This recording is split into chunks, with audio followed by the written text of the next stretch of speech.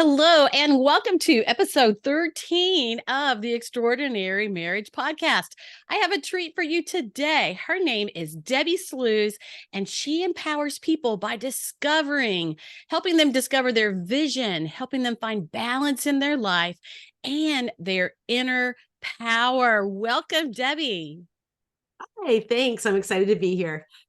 Well, Debbie and I first met maybe 3 years ago now on a summit that I had done, and she was one of my guests. And I have to tell you that finding your vision in life is so important because people literally just tread water each and every day, never thinking about where they want to go. And that's what Debbie Sluys does. She helps people find their vision and find their purpose and what's important in life. And she helps them figure out how to get there. Right, Debbie?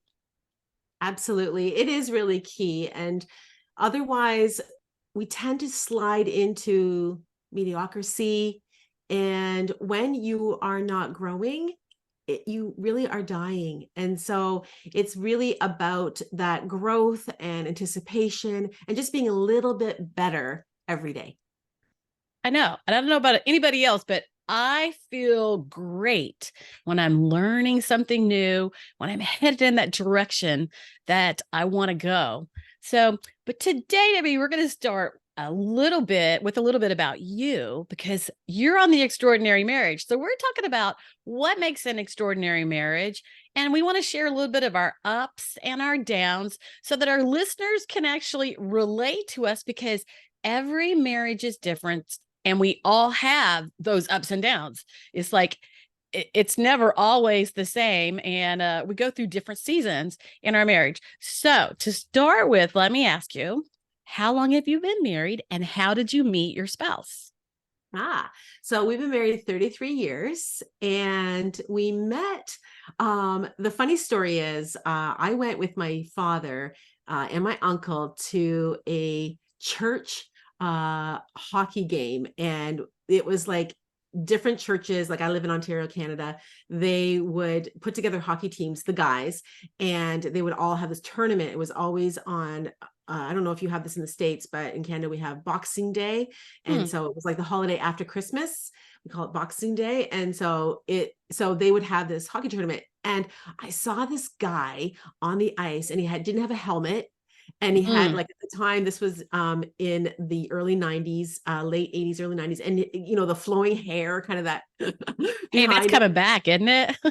I Boy think hair. so. I actually, you're right. I did see actually a few people recently, especially the little guys. Anyways, flying around the ice, and I was like, "Ooh, who's that guy?" So I inquired about him, and then I found out who he was, and that was that. And then actually, only a week later, there was another church. I grew up very conservative, very Christian home, and we had a youth skating event. And again, all of our churches from this area, they could go, and then they all went out for pizza afterwards.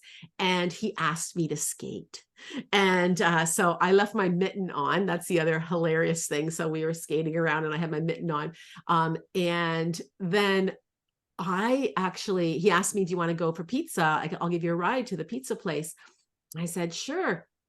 And so we're in the car, and I was working for a university or college at the time, and I was running the childcare there on the campus, and they had a banquet. And because I was an employee, I wasn't a student. I was invited to go, and I didn't have a date. So I just met him. Like, we'd only met for about an hour and a half. And I said, "Hey, I got a great idea. Would you like to go to this banquet with me?"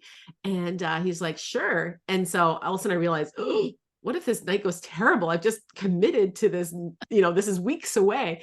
But the next Sunday, he came down to my parents' home, and we actually went to church together. And then actually 6 months later, we were engaged, and a year later, we were married. Oh my goodness. Well, how old were you then? I was engaged I was 21. And so maybe 20, 21. yeah, just a baby. Yeah, I'm about the same. I was engaged at 20, maybe at 19. And I got married at 20. So, all right. So I hear this word mitten. You said mitten. What is that? Is that like a thing that holds your hands together in a, what is it? A mitten. I think about mittens, two of them. Mittens, yes, mittens. A Gotcha. mitten, yeah. Gotcha. Okay. So all of a sudden I pictured you skating around with one of those old fashioned mitten things, Oh, that you put your hands in. And I was thinking, like you couldn't like hold, help yourself if you fell on the ice, like a Yeah. muff. I had this whole different picture That's going on funny. there. All right. So it's funny, Debbie. A lot of the people that have been on the podcast so far have talked about meeting their spouse at church and that kind of thing. So maybe that has something to do with long-term marriages, meeting your spouse at church. Although that doesn't always make it perfect because everything's not perfect. But that's really cool. So tell me some things. What did y'all find right away that you had in common? Because, that's what makes a great marriage, right? Finding things in common. Hmm. Um, Actually, it's interesting. I think it was more about the church. It also had to do with our background, our culture. So, although I'm adopted, I don't look Dutch. I have dark hair, dark eyes. So I kind of stuck out compared to all the blonde and blue-eyed, tall people that were surrounding me in my church and my school and so forth. But so I think that's about it. I think it was more opposites attract, and I'm definitely much more talkative, outgoing, and yeah, there was an age difference. He's a bit older than me, so I think there was some of those things that opposites attract, actually. You know what? That is very true. Opposites do attract because opposites are able to fill in the gap for each other. And different things are important to each of them. In fact, uh, they make a great team. But on the other hand, sometimes when we're opposite, it causes a little bit of trouble because we like a lot of very different kind of things. For sure, I'm jumping ahead a bit here, but I really discovered that later on, as I would be very frustrated sometimes with his way of parenting because it wasn't the way that I would parent. And Uh-huh. I was all about the hygiene and making sure that things got done in terms of their homework, and sometimes became very militant. I had three children under three, so I had a son who was three, and then I had a set of Ooh. twins were born. Yeah, so Oh. it was very busy, and so I just resorted to being perfectionist and just trying to make sure everything was perfect. And again, church gets involved there where you feel these obligations, which now looking back were definitely something that I was putting on myself as well, like worrying about being judged and so forth. But I became to really to the knowledge of appreciating the partnership, as you said, and where we would be the yin and yang in how we would respond to the kids. And it was just really beautiful to, instead of wishing that he was more like me, actually appreciating for who he is and what he brought to the family, for sure. Okay, now did that come in the early years? Did you appreciate his differences then, or now you you understand and appreciate those? Yeah, no, that didn't come till later. I wish I would have. I wish I would have known, because I think it would have really prevented arguments, my frustration, and I just thought that I was too busy worrying about being right and needing to be right, and not seeing and being curious about that perspective. So no, I wish I would have known that for sure in the earlier days. But hindsight's always 2020. Isn't it though? But the thing is that we all come from different families. Besides the fact that we all have different personality styles, and that's what you're really talking about now, is that you had different personality styles, and so you went about things in a different way. What I find is often we perceive things so very differently, um, but you go about them in a different way, and then add on top of that, whenever you come from different families, you all have different habits. And you said you were adopted. Well, somebody got to beautiful dark haired girl. I'm sure they were excited and loved you to pieces as you were growing up. And so you were very fortunate, to be adopted and to evidently a church going family too, right? Absolutely, yes. I have had an opportunity to meet my biological mother and father and siblings, and I have a lot to be grateful for. Absolutely, and not everyone has that opportunity to see what your life could have been. And I again, I'm just so grateful, and that actually is part of my why and my reason why I support people to create a vision and to live a purpose-driven life, because I really feel that everyone, I mean, whether you're born into a family or not, but for me, it was like God picked me up at 5 months old and rescued me and said, Mm. here, like I was in a foster home for 5 months and just said, oh no, you're supposed to be over here. And so now what am I going to do with that gift?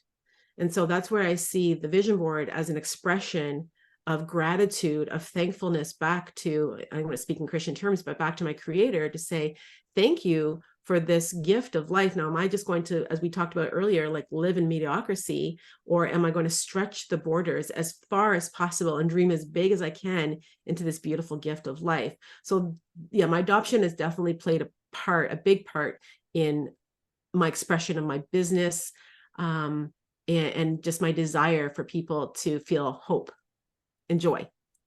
I love that. And a lot of times we say, whatever you're doing, you want to begin with the end in mind. And at first, when I heard that, I didn't really know what it meant. But it's really talking about having that vision for where you want to go, what you want to be, whether it's your family at work or it's your business, or if it's things you want to achieve in school, whatever it is, it's beginning with the end in mind. Where do I want to end up? And too often in this world, in this day and time, people only pay attention to what's right in front of them. And in that turn, the challenges are blown out of proportion, and that gets the focus instead of where they want to go. I want to talk a lot about your vision stuff today, but I want to also let you share what are some of the biggest challenges that you saw in marriage, maybe in the younger years, since you've been married for quite a few years, maybe even you've seen challenges as your kids have gotten married. I know my husband and I were from very similar families, and we were very fortunate because sometimes families look similar, but then they're not. And there's a lot of, trouble that can come out of that. So, what would be some of the big frustrations, or how did you solve them, or that kind of thing? What comes to mind? Well, I would say not being self-aware. And as I already alluded to that, like thinking that I was right and not even being aware of that. So becoming self-aware is, and so if I look at where I was as a young person in my marriage compared to my, as I said, I have twin daughters, and they're both married. Actually, my older son is also married. I'm just in awe of my kids and their self-awareness. And what that also has led is I'm noticing that they also are open about asking for support and asking for help, getting a financial planner. Like they're in their 20s. Like, how awesome is that? That didn't even occur to me. Me I neither. just, no, I mean, that wasn't something my family did. And I see my children having budgets and planning for their future. And I mean, they're in their 20s. I think that's just brilliant. So those are definitely some of the challenges. And then that led, and now I'm understanding more about communication and how to communicate. And something I've adopted now, and I see my children, is direct, honest, and loving. And so those are the three legs of the stool, so to speak, that all the communication goes through. If it's just loving, then it may be confusing. It may not be direct. And if it's too direct, it may be harsh. And it's, if you're just circling around and not clear, because as Brené Brown says, clear is kind. So those three pieces are really dictating communication within my marriage, but also within my family. And I see my children the way that they're also being with their children, which is really Yeah. beautiful. And how they also are very connected to one another, their siblings, as adults too. And yeah, so I just am really in awe of my children's marriages and just some of the choices that they're making, which some of our challenges, I think communication and finances were probably some of the biggest challenges, but they stemmed, as you said, from systematic challenges that were the way that we grew up. And my parents didn't communicate well, and finances were never talked about. And so those things I just inherited and I didn't really know what to do with. And they created paradigms from which I was responding from because I didn't know any better. And as I said, I was really unaware. We know much more is caught than taught. And we always hear, about, well, you need to teach your kids this and teach your kids that. But the truth is that they live whatever they saw whenever they were growing up, good or bad. They live whatever they saw. And I want to go back to that word aware. In the beginning, we're just doing the best we can. We're just figuring it out. Every single person is figuring it out. Nobody's been there before. They're figuring it out. And we first have to be aware of any kind of challenges, differences, how we might make our spouse feel bad about this or that. In the beginning, we're just emotionally responding most often. And we don't think about how we're making the other person feel. But being aware of your own behavior and seeing yourself as you are, I think definitely helps. And to pause and really stop and think about the other person and how it looks to them. I like to say, like, putting on their shoes and seeing life from their perspective, because I would say that's something that, unless you've been taught that as a kid, it's impossible. We just wouldn't know to even do that. But whenever you put on the shoes of the other person and think about how life looks from their side, it always does make a difference. But much more is caught than taught. And our kids live and act and do. And I like to think my kids are doing even better than I did. How about you? Absolutely. Yes. Just in terms of their housing situation, mortgages, and yeah, just absolutely. So, uh, and just choices. And I just feel really grateful that we were just in Florida for a couple of weeks, and my daughter, both of my daughters actually, they've got some big decisions. One actually, she just sold her house yesterday, so they're moving, and the other, again, there were some decisions, and they call us. I'm so honored that they're talking about it as a couple. And then it's like to get another perspective. And I feel so honored as their parents to be asked to weigh in. But the beautiful thing is, and I said to both of them, you know what to do. You don't need us. Like, you don't need you. We can validate your choice, but ultimately you already have it.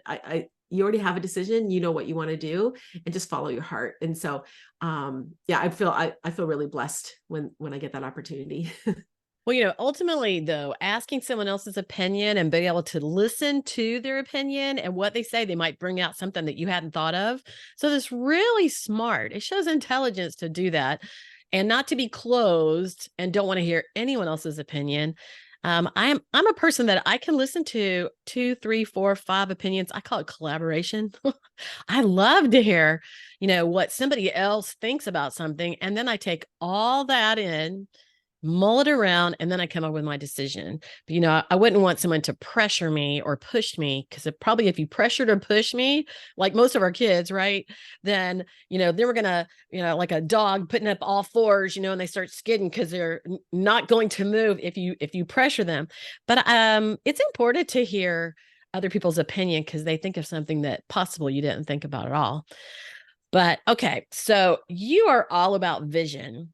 And I think that that's why our kids are doing even better than we did, because we raised them with vision and to think positively and to see the good things that can come, turning, what does they say, turning lemons into lemonade. Sometimes you have to do that.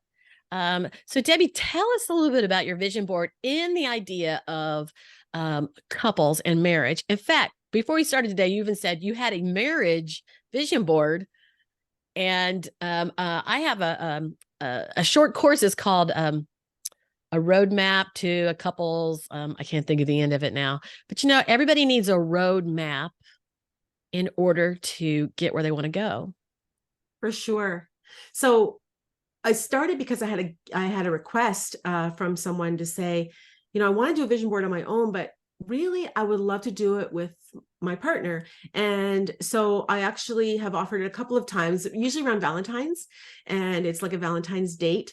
And I've done it with a couple that was pre-marriage, and then someone, actually my daughter and her husband, they were married 2 years, and I did it with friends who were 25 years married. So it really is right across the board that always refreshing your vision is such a beautiful thing. So it's not like a one and done where you just do it before you're married and then you leave it. I think it's just a beautiful practice to have to reconnect. And the couple that actually did it pre-marriage, they had it at their wedding reception for their guests to see, which was really beautiful. They had on their board, I remember they put a big red front door because they wanted to symbolize that their door was always open for their friends and family. And they really wanted that red and just express love. And so what the others said as well was it was a really beautiful way to communicate. So I liken it to like a puppet. So if you think about, I used to work in early years, which is why I'm going back to the childcare idea, but with children who may not have the language skills or maybe have been traumatized, we would use puppets to be the third party to actually say, well, what would the puppet say, or talk to the puppet? It's like the vision board is sort of that third party where if the couple is finding that they don't have that direct, honest, and loving communication with each other, they just haven't been in practice, then the vision board is a way for that to be expressed, and that it can help facilitate and work through decisions in all 7 areas of their life. So what do they want their relationship to look like in terms of intimacy, in terms of friendship, and just loving gestures, talking about love languages. We talk about love languages in there as well, which was a real big epiphany. I wish I knew that also in my 20s. Well, Debbie, I did in episode 3 of this podcast, I did love languages, and I actually took the little quiz, which I hadn't done. And I've been married so long, over 40 years. I've been married so long that I started to think that my husband's love language was my love language. And that's exactly where the conflict comes in, doesn't it? Yes. And so I did the little quiz, and I'm only talking about a few weeks ago. And I was like, oh my gosh, I forgot, my love language is time. And so that means whether it's my husband or my kids or what, it's like spending time with me and doing things together is everything. That's wonderful. Yeah. I believe mine is acts of service and also gifts too. I do love this kind of hand in hand. Yeah. So, and it doesn't need to be extravagant, but more just that thoughtful little gift, or like it's a bookmark or a single flower, or even just a gift of coffee, like something which could be an service too. Yeah. That's cool. So it's important to know those love languages. But back to your vision. Yeah. So those are all conversations that we get to have for this couple's vision. And it's just a beautiful way to have a memento that they take home, that they can continue in action with goals towards what it is that they have put on this vision board, because they've done it jointly. What was really interesting is I had someone come across my website and saw that, and she is a wedding planner. So you were talking earlier about various, like all these applications for the vision board. That's somewhere people definitely have vision and plan for years and years and years. Yes. But it's also a place where people have a lot of conflict, and because everybody has their opinion about what, where, who, all that. And what's it supposed to be like? That's right. And that's where a lot of stress and frustration can come from. So I created a product for her called Vow to Vision, and it's specifically a vision board for couples planning their wedding. So imagine, again, having all of those awesome conversations before the decision has to be made, so that you're not sitting at the florist and going, but I want this, but that you have all of those decisions and they're on a board. So you can bring your board with you to wherever you're going. And so it's more about the feeling of the wedding and who do you want to be involved. And anyways, it's just lovely. And so I guess what you can hear from this is that communication is a really big, important priority for me. And this is something that I really believe is something that the vision board helps facilitate for couples, whether it be pre-marriage or again, 25 years in, that a vision can support that communication, which then supports the creation of goals, which then helps them live their best life together. Well, I think whenever you talk about a wedding, I think that's something that everybody can relate to, that planning of the wedding. And, we all come in, one person here, one person there, and we have our own ideals. We got to bring them together. And it's a first place where you have to be able to communicate and tell what is most important to you. Keyword, most important to you. Everything's not really that important, but sometimes we come in with that idea that everything I want is important. And it is a first place of really communicating and talking about what your vision is and your spouse's vision, deciding, what you really want, and then what's most important. Like, okay, well, this is not so important. So this is important to you. So I'll let you do that. I happen to be married to an easygoing man who, I don't want to sound selfish, but it's like, he's always about me, but he's like that with everybody. So he's always about the other person. And so he's super easy to live with. And so I had to learn, first of all, to tell him, like, if I saw a beautiful ring, a jewelry that was gorgeous. In fact, we have some friends that we've traveled with, and my friend would always be like, because, her husband was about the money, and mine would always be like, oh, you want that? I had to learn really early on to go, oh, wow, that's so pretty. Oh, I do not have to have that. I do not have to have that. I'm very money conscious, so don't have to have that. But he would do whatever I wanted him to do. So I had to be the no person. I had to be the person that said no, and my doorbell's ringing and they're leaving. Okay, well, that's in there. It happens when you're working at home. Absolutely, yeah. So anyway, he was the easygoing person who always said yes. So I had to learn this. I had to learn that when he did say something, and when he did say something that was important to him, I had to listen, and that was very helpful. And I would have to ask myself and know that that wasn't so important to me, whatever it was. And so I would have to listen because he didn't say much.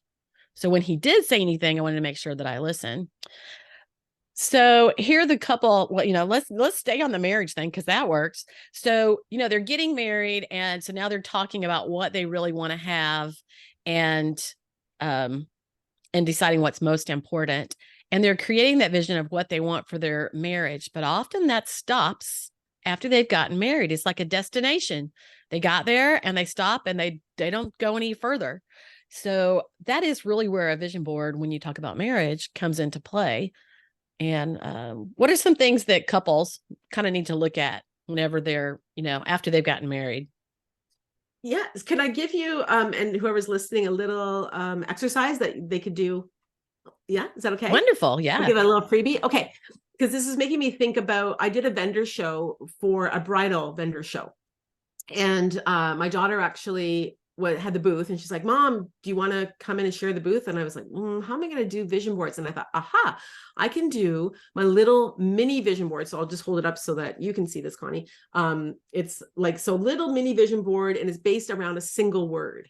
And so what I did was I had a higher table set up, and the brides and bridesmaids would come in, but really I was focused on the bride. And she would get a little file card. So anyone at home, you can do this. You just need a little file card, something like a recipe card, something you get at the dollar store, or a back of an old greeting card. And then you want to have, if you want, you can have some markers and stickers and images, but you don't need that. The most important thing is the word. And so what I challenged the bride to think about was, how do you want to feel on your wedding day? When you open your eyes in the morning, how do you want to feel? And how do you want that feeling, to last all day long? Is it calm? Is it peace? Is it loved? Is it joy? Is it anticipation? Like, what's one word that can summarize how you want that day. And it was beautiful. And this same exercise can be applied to a full year. And so for anyone that's listening, we're just coming into a new year. And I do this practice every year. I choose a power word. And in my background with early years, what we would strive for children to be able to do, and I think a lot of parent or adults need this as well, is to self-regulate. Oh, which yeah. means that is you're a thermometer, you're not too hot, you're not too cold, you're just Goldilocks right. And it's this word supports you to self-regulate, so that this, let's go back to the bride idea. So if she chose her word as joy, and all of a sudden she wakes up in the morning like my daughter did, and it is pouring rain, like, I mean, you have a choice. I can't control the rain. I can't, like, do I choose to be stressed? Do I choose to be unhappy? Or do I choose joy? I choose joy. And so this is where this word can support you. So my word is anticipation. So I'm in a continual state of anticipation. My word has been generous. It's been kindness. And so when I would not feel kind and I would be stressed out, worried about something, I would bring myself back up to say, what's the highest version of me? This is kindness. Last year, my word was pour out. So the idea was generous. So pour into, I am poured into and I pour out. It's just about this exchange, this flow of energy. And so it was idea of generosity. And so this is what I would give to the listener is, what is a word that, there's a couple of qualifications. A, feels joyful. So it's not to discipline you. So it's not a word like, oh, I must. Actually, I had someone say her word was discipline. And I said, that's more of a how. Yeah. And even the word discipline, but it's more of a how. If it's a reminder, then it's not your word. It's the word beyond that.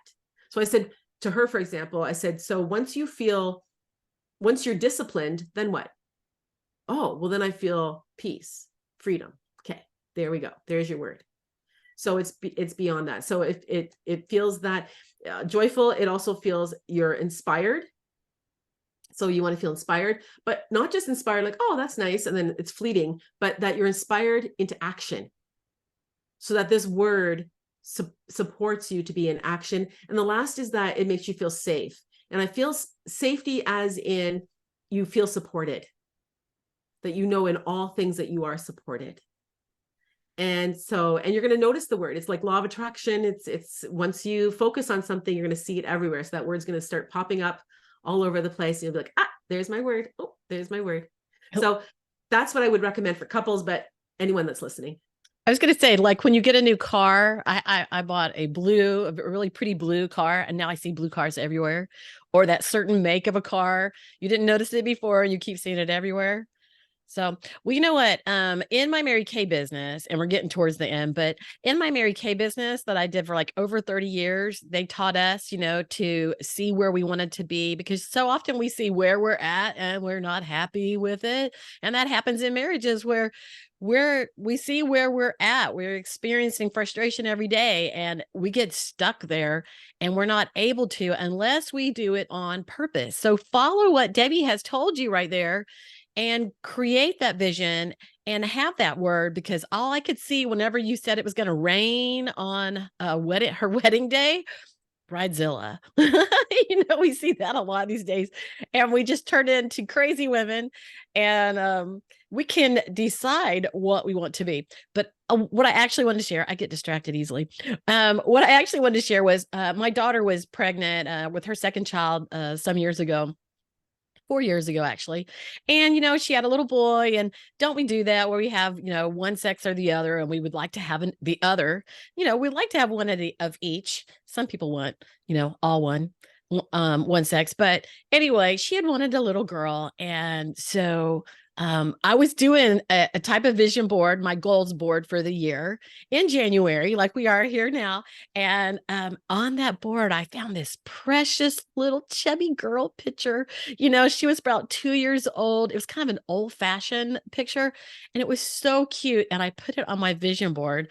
And, I said a prayer for her to have a girl, but, we get whatever we get sometimes. But she had the cutest little girl. She's 4 years old now. And just the other day I cleaned up that vision board. I could hardly throw it away because of that sweetness, on that. So creating that vision that we want and choosing our emotions and choosing how we communicate with each other, really make a difference. And let's be real, when you have a vision, you have a purpose and you have a direction, and we're just happier as people. And For sure. if we have nowhere we're going, then we're frustrated, with that. So Debbie, take us out today and share where our viewers can find you and give us the last word. Sure. So you can find me on my website, which is my name, Debbi, Debbi, Sluys, Sluys.com, or dare2declare.com. So everything's there. My schedule, my calendar, if you want to have a conversation, links to my social media, everything there is on my website.